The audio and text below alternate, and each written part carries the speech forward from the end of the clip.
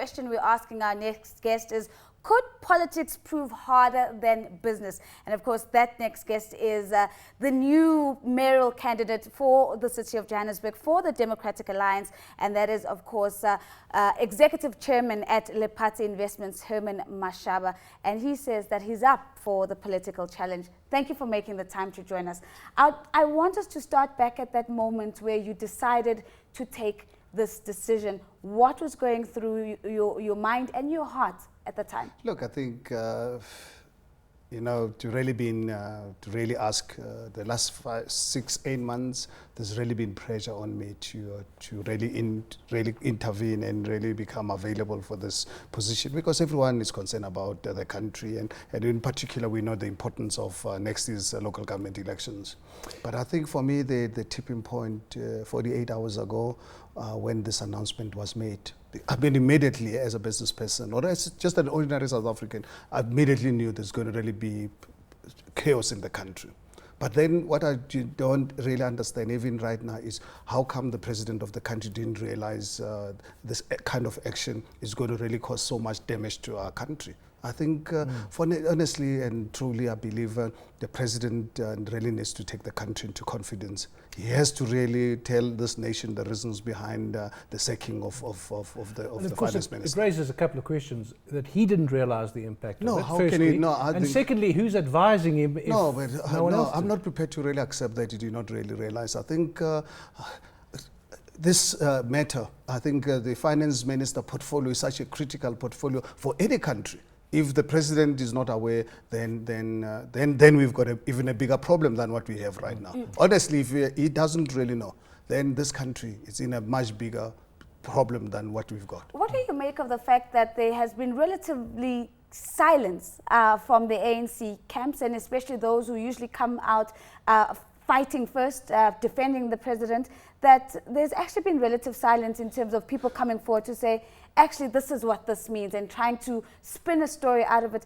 Everybody seems shocked. In fact, I was really shocked. I think about half an hour or so ago, just before I left home, I was listening to one of the television station news, and the Minister Jeff Hadebe saying that he didn't really know about this. But at the same time, what actually scared me even more was that he's saying to the media that he's not a Sangoma. Oh, so he can't foretell. And this is a senior member of government. This is the presidency. There's a senior member of government, the senior member of the ANC. For him not to have really known about this and really tell this nation simply that he's not a Sangoma. I don't know. Something is just not really Herman, right somewhere. Let's just go back a little bit with the DA. You joined the Democratic Alliance before this, but you said at the time you're not going for office. You want to be a member of the DA. And there were, I suppose, the inevitable comments. You know, it's a white party still, it's a northern suburbs party, or in Cape Town, southern suburbs. It's for the rich. And so you had to, whatever your convictions were, you also had to deal with that. How did you manage that? I think, for me, I've really learned over the last at least 35 or so years of my life. I grew up in an environment where, in my youth, I actually used to think that white people are evil creatures because of, obviously, the treatment under which I was brought up. But then when I started interacting with people in my early 20s, that's really when I discovered a totally new world out there. That I think that's a reason for me today. I'm so very serious against the racism, because the racism is normally promoted by government. The National Party really were the ones who must take the responsibility for having created the perception that I had. But then at the same time, 21 years into our democracy, I'm even now concerned again where I have a government that people voted for in 1994 to get rid of racism. Now they're intensifying racial policies. I guess, for me, I'm really very concerned. And that's the reason why I'm saying is someone has got to really do something. We cannot really destroy Mandela's legacy. When Mandela took over this country in 1994, winning the hearts and minds of the world by really promoting and really creating a new world order, creating a model of what the world can really look like. And it's unfortunate that its own party is the one that's busy destroying that Well, legacy. the president of that party is just released a statement, and this is where the president is explaining his decision in the statement.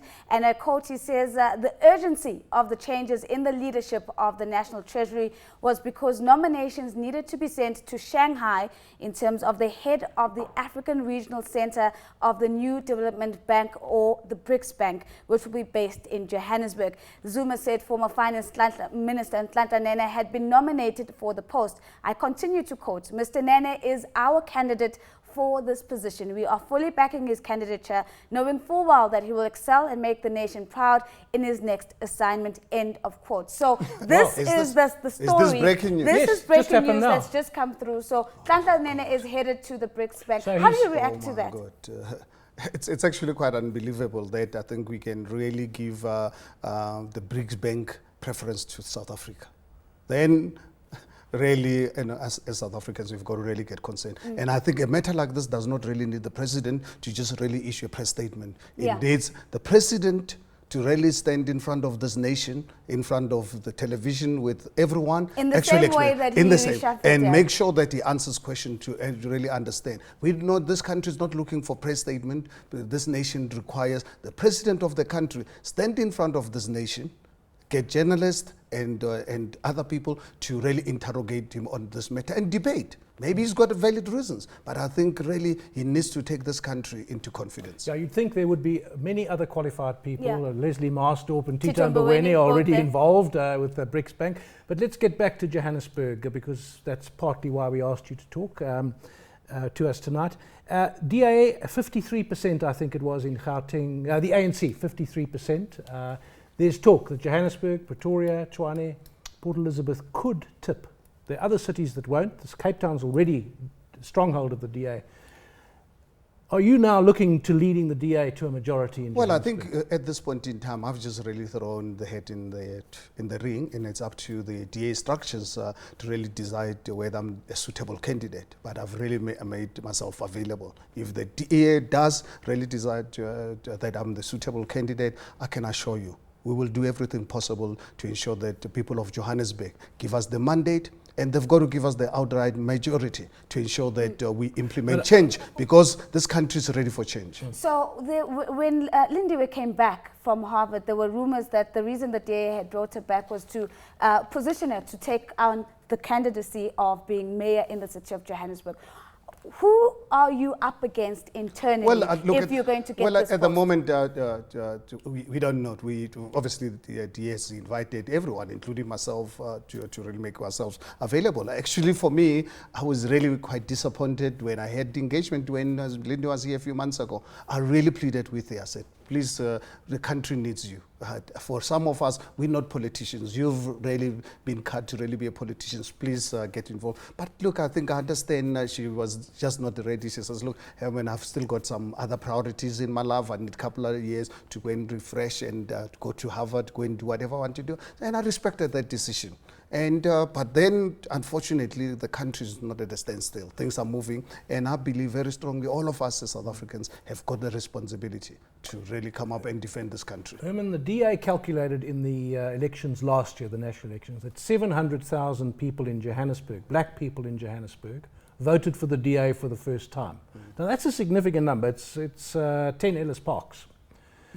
But it's not enough to deliver the city. Well, I mean, think it's going to have to be a large part of Soweto. Okay, for let's example. wait to really see once if I'm given that opportunity. Even if I don't, Well, I'm let's not assume you do. even if I'm not given that opportunity, I can assure you I will do everything possible to really get the voters of Johannesburg to realize the importance behind my question of effecting change. You're going to have to shift that perception of the DA as a white party. I mean, what is Soweto saying at the moment is the question. It's very interesting. I think, you know what, really wait, whatever, let's the president give us the date of the election and then talk to me once the election results are announced.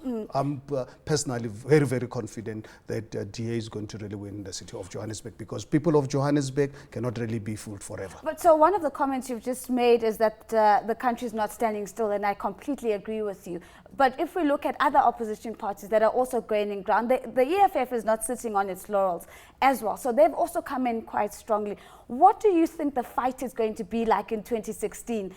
If it's not just about the ANC anymore, because the ANC might be losing voters, but the EFF is probably also taking voters from the DA. For me, I've got lots of respect for the EFF, and I really admire what they've really done for this country. I think if you really look at the role that the EFF has really played the last 18 months, ever since they came into the picture. I think it is because of them that I think this country is no longer abused. So I believe very strongly that we've got to really encourage this democracy to be vibrant. Those are very positive words. I'm going to throw an unfair question at you. Is there any possibility that there could be conversation about a coalition between the EFF and the DA? You know what? I think at this point in time, when I go into the campaign, we're not really at this point in time entertaining a question of coalition. I think we're going to appeal to people of Johannesburg. Yeah. They know change.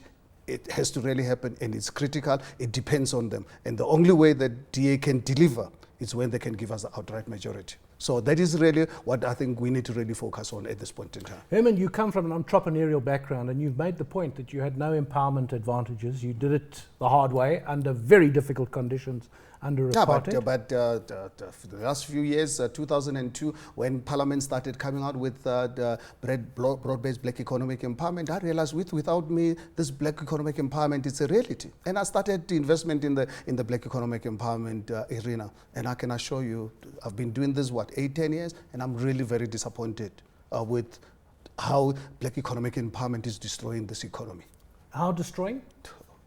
Well, making it really very difficult for us and business people to really operate and offer employment opportunities to our people. Because the thing is, for me, what really encouraged me at the time to really get involved in black economic empowerment was this whole spirit around broad-based black economic empowerment to really reach the masses of our people.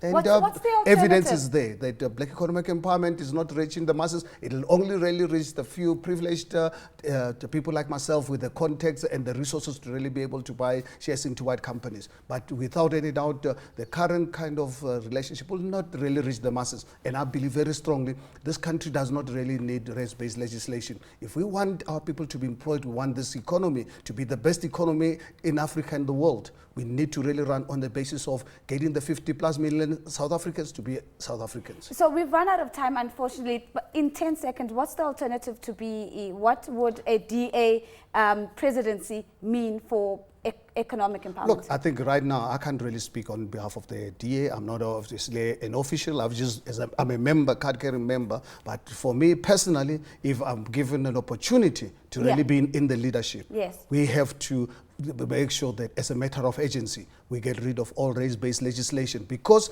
economy is important, because economy is responsible for the employment of our people. We want government to collect more taxes, businesses making money, so that we can take those resources, go and invest them in Soweto, in Alexander, and so forth. Nozi at the beginning said, is politics going to be tougher than business? Now, your business career, you overcame big obstacles. It's a dirty game, politics. Well, you got to get ready.